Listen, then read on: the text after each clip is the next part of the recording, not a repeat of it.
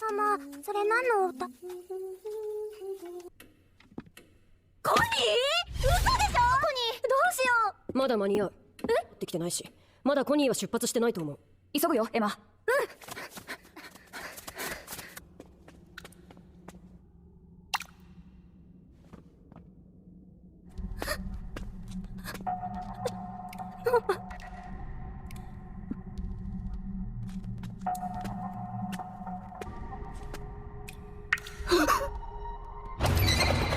イザベラ。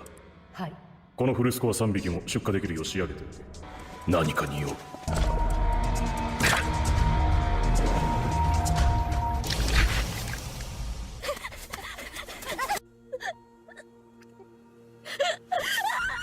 Watch till the end for cookies. Emma, Norman, and Ray are three extremely intelligent orphans that share a happy and structured life at the Grace Field house along with 35 other kids. At breakfast, we meet Mom Isabella. She tends to the kids with patience and care. Following breakfast, the kids are shown demonstrating their intellectual aptitude in a series of tests, which Emma, Norman, and Ray all pass with perfect scores. The kids then engage in a game of tag on the large green fields and among the lush trees of the forest that surround Grace Field. Norman seemingly disappears into the forest with nobody able to find him, until Emma accidentally stumbles upon the outer limits of the forest and notices him gazing at the low-level fence at the border. There's a discussion of what the outside world must be like, and the kids all take turns dreaming about that fated day when they're adopted and finally leave Gracefield. One of the younger kids, Connie, is actually being adopted that very day. After a day of play and fun, Connie bids a tearful farewell to her Gracefield family and is led away from the house by Isabella. During cleanup, Emma comes across Connie's beloved stuffed animal, Little Bunny. Knowing that she can't possibly make the transition into her new foster home without her dearest friend, she takes Norman and attempts to return the doll to Connie. The pair makes their way to the gate where a truck lies waiting in the stone corridor. Emma assumes that if she leaves the bunny in the back of the truck that Connie will eventually find it, but when she goes to place it, she discovers a horrific scene, Connie's lifeless body. They hear voices from another room and immediately go to hide under the truck. Horrified, they see a figure that looks like demon monster. She and Norman both struggle to muffle their screams of terror as the monsters discuss how the kids are being raised as high-quality meat for rich and powerful monsters. Suddenly, one of the monster calls Mom and tell her to ensure that the delivery of the high-quality goods goes off without incident. In a matter of moments, Emma and Norman's entire world has been shattered, revealing the terrible truth of their lives. Realizing that the Gracefield house is actually farm-raising humans as food for the demons, they eventually escape from the corridor, running back to the house. At night, she and Norman are discussing what to do next, when Norman suggests they should plan on escaping.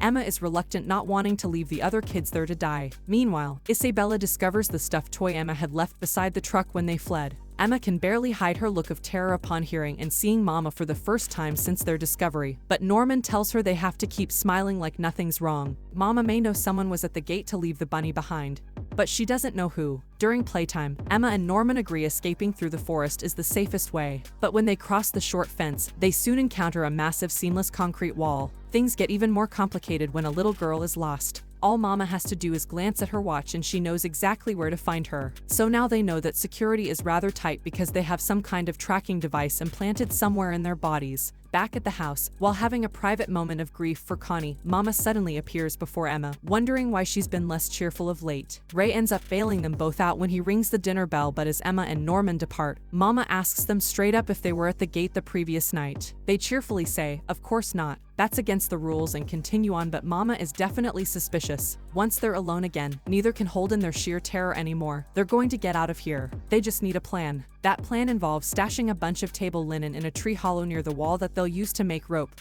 when the time comes to escape. They have 2 months left before the next child is taken, but someone followed them out to the wall. Fortunately for them, it's their friend Ray, who wants to know what's going on. They tell him, and to their amazement he believes it all, because he knows Norman well enough to know he'd never lie about something like this. While Ray is willing to help them with the big escape plan, but big problem with Emma's insistence that all 37 children will be escaping. Isabella introduces a new infant named Carol, and an adult helper named Sister Cronny. Cronny is already planning to take her boss's place. Meanwhile, Emma, Norman, and Ray have just one more difficult variable to consider during their preparations for what's already looking like a hopeless escape plan. When told to think like the enemy and finding a place where a tracking device could be implanted, she inspects Carol, the newest addition to the farm, and finds a red bump behind her ear. They agree that it's too risky to attempt to destroy their ear trackers as it could trigger the alarm, so they focus on getting everyone out first. The trio decides to disguise the escape as a harmless game of tag. Emma commands to work improving the kids' physical condition, while Norman and Ray coach them up on the proper way to survive. Unfortunately, Sister Cronny is suspicious about their plans and intends to ship them out sooner than their official ship date so she can accuse Isabella for breaking protocol and get power. Later, Norman and Ray put the pieces together to determine there's a traitor among them. Isabella promises Cronny that if she cooperates, she'll be a mama of her own. Predictably, Cronny privately fumes and resolves to unseat Isabella, rather than wait to be promoted. Meanwhile, Emma, Norman, and Ray continue their escape practice disguised as a game of tag. Only this time the team's led by older kids rather than everyone on their own. The trio suspect Gilda or Dawn to be the traitor. Later that evening, the trio share their secret with two other children, Dawn and Gildo. Although Norman chooses not to tell them that Connie is dead, Norman lies that the kids who left were victims of human trafficking, since the cold reality might just be too much. Gilda and Dawn ultimately both agree that an escape attempt is the only choice. Ray doesn't like how Norman left out the truth to Gilda and Dawn about all the kids dying and being eaten. But for Norman, the escape must come first. He's also set traps for Gilda and Dawn by giving them different locations for their escape rope. That night, Emma pretends to sleep and watches Gilda sneak out of the bedroom. What Emma can't see through the door is that someone slips a piece of paper under Isabella's door with the location of the rope under Norman's bed. After the paper is delivered, Gilda visits Cronny's room and Emma listens in from behind that door. Things get a little tense in there with evidence wavering between Gilda being Cronny's informant or not. But in the end, Gilda does what Emma hoped for and refuses to give up any information. When Norman and Ray search the two spots where the rope was hidden, Norman says there's nothing under the bed and Ray says that must mean Dawn is the traitor. Only now Norman is convinced that Ray has been the real traitor all along since he was the only one who knew about this place. For his part, Ray doesn't deny anything, but he does explain that he did it because it had to be done. Norman agrees to forgive Ray as long as he agrees to be his spy as well. Ray agrees, but only if Norman tricks Emma into thinking they're taking everyone, other than Gilda and Dawn. The little ones will be a burden. Both during and after the escape, Ray didn't spend years being Mama's informant for everyone to get killed in a futile attempt to get everyone out. Later, Ray meets with Isabella, telling her the others continue to use the game tag as practice, but focuses Mama on Sister Cronny as the primary threat. Later, Ray admits to Emma that he's Mama's informant. Gilda and Dawn feel left out of most of the private conversation between the other three, but Gilda and Emma start observing Mama more closely, and Emma discovers there's a secret room where she does something. Dawn is itching to get in there, but Ray urges caution, and Norman agrees, but Dawn doesn't know that Connie is dead, and so he wants to escape and save her. To that end, he and Gilda enter Mama's room, and Gilda slides a bookshelf aside to reveal a locked door. Dawn persists in creating increasingly tense situations for himself and Gilda, and is obsessed with learning the truth the other three won't tell them so if he steals Mama's key. Meanwhile, Norman, Gilda, and Ray agree that in order to escape and survive, they'll have to gather as much info as possible about the outside world and how they'll be able to live out there. Within many books in the library, there are book covers bearing the name William Minerva and various words in Morse code. If they can figure out the order of those words, they may be able to glean some kind of useful information Will is trying to secretly relay to them. It gives the kids hope there might be other humans out there, resisting the demon hegemony. As for Dawn and Gilda, they explore deeper and deeper into Mama's secret chambers, finding all of the stuffed animals and toys that not only confirm that what Norman said about the adults being bad was true, but make them suspect something far worse is going on. Norman and Ray scold Dawn and Gilda, but they know they haven't gotten the whole story. Norman decides to tell him the truth, and as expected, it's a lot to take. Dawn and Gilda help steal certain materials that Ray mentions in his report to Mama, detailing Norman's plot to kill her. Norman tells Emma's having Ray feed Mama false intel so she'll ultimately be misdirected or otherwise distracted when they make their escape. During his report, Ray also learns that when the monthly shipment occurs in January, he will be the one being shipped out. His time grows short. Only a week remains until the agreed-upon date of the escape, where the kids get a bit too careless in their open, conspiring, and Sister Cronny suddenly pops out from behind a tree to announce that she knows everything about what the five of them are plotting. However, she isn't angry, nor does she threaten them. Instead, she suggests they join forces against Mama. That night, Emma and Norman visit Cronny and ask her a series of questions which she answers, but they also realize she knows more than she reveals. Meanwhile, Ray receives an instant camera from Isabella as a reward for his assistance. Later, Mama informs Cronny that she has been appointed as mom for Plant 4, and has to leave immediately. When she presents her evidence to Grandma, the high-quality kids' escape plan, it's utterly shrugged off because the kids are still under control. Grandma then asks the demons to kill her, Isabella calling out Ray's treachery suddenly, and unexpectedly terminates their arrangement, locks him in a room and uses her tracking device to detect Norman and Emma. When Dawn and Gilda see Isabella leave the house, but no sign of Ray, Dawn races into the house, busts down the door and frees Ray, and the three of them head to Norman and Emma's location as quickly as they can. Mama encounters Norman and Emma and rejects their fake smiles, dropping the pretense that she's maintained for 10 years. She also makes a seemingly heartfelt plea for them to stop resisting and simply accept their fates. When Emma and Norman reject Isabella's ultimatum, Mama snaps her knee like a twig, then lovingly applies a splint and carries her back to the house. Later, Isabella informs a horrified Norman that his shipment date has been set. When Norman proposes, they proceed with the escape plan when Emma is healed, and without him, they reject it. They tell him to deactivate his tracker with the device Ray has just completed, and hide out until Emma heals, then they'll all escape together. Norman agrees to the plan. The next morning, Norman executes his escape. After he attaches the rope, he holds it tight as he runs up the wall, and manages to grab hold of the top ledge and hoist himself up. A vast forest unfolds in all directions on the other side. If they could get everyone into that forest, the adults would have hard time to find them. When Mama finally notices Norman is not around, she checks his tracking device, and her expression makes it clear it's not working. But to Emma and Ray's horror, she smiles and closes the device, and Norman emerges from the forest. Only while atop the wall and looking over the other side could he discover the truth. There is a vast deep cliff between the wall and the forest of land of a distance they can't hope to overcome. Norman offers them a ray of hope by noting that the complex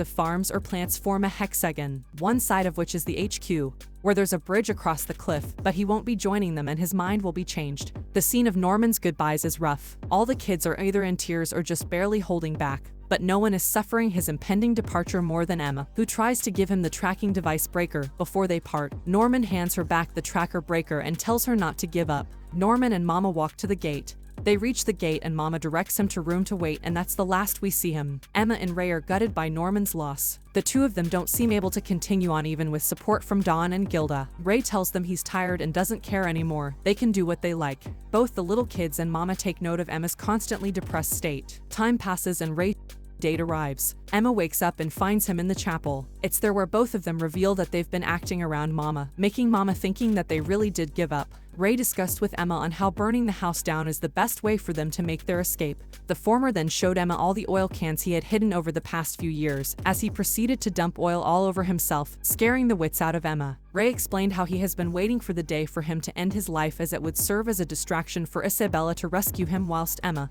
and the other orphans can make their escape. As the clock chimes midnight, the now 12-year-old Ray ignited a fire. Emma hastily ran towards Ray. Soon after, a loud scream could be heard. Isabella went after the commotion as she saw Emma lying on the ground, devastatingly calling out Ray's name. Isabella checked her radar and noticed how Ray is indeed inside the burning fire. The former attempted to extinguish the fire, hoping that she would still retrieve Ray's brain. When Isabella ordered Emma to escape, she turned around and noticed how she already disappeared. Isabella used her radar once again and tried to look for Emma, only to pick up the signal of Emma's transmitter from her severed ear in the bathroom. Emma joins the other orphans in the forest.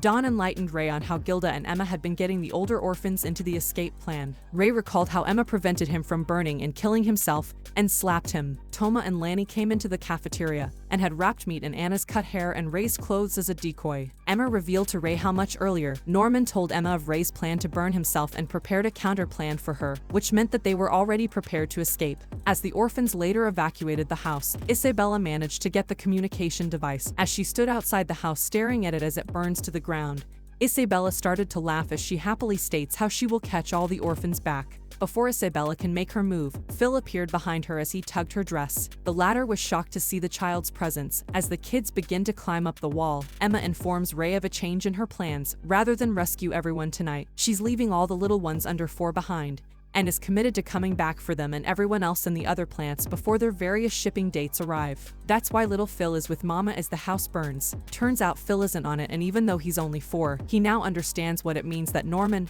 Connie, and the others were harvested. Emma leaves him in charge and telling him to be ready for when she returns. There's another wrinkle in the plan for which Ray was kept in the dark, which meant Mama was kept in the dark. They don't use the very obvious bridge to cross the cliff. Instead, Don heaves a stone across a narrower portion of the cliff and the rope wraps successfully across a tree. He zip lines across and skewers the other end of the rope and secures the second and third that kids use water rockets to launch across. Phil also succeeds in distracting Mama just long enough so when she sounds the alarm, the monsters go to the bridge, and when she realizes they're not at the bridge, she doesn't get to their location until Emma is the last person who hasn't made the crossing. Emma flashes one last defiant look at her former mama and says goodbye before ziplining across. In her moment of defeat, we learn that Ray is Isabella's son. In the end, Mama seems to be proud that her beloved children outwitted her. Now that they're beyond the wall and cliff, she wishes them good fortune. Emma, Ray, and the other Gracefield children begin their journey to find a safe place to live. Upon further examination of the pen, Ray shows everyone the hidden Morse code. Upon pressing the screen, Gilda enters the password needed for the screen that displays a note left by Minerva, guiding them to the location they need to head to. Thank you guys for continuing this journey with me, but it doesn't end there. Will they be able to escape safely? If you blow this video up with likes and comments, I will be uploading the next part of this journey tomorrow. Also, if you are a fellow man of culture, be sure to subscribe. Until next time, peace.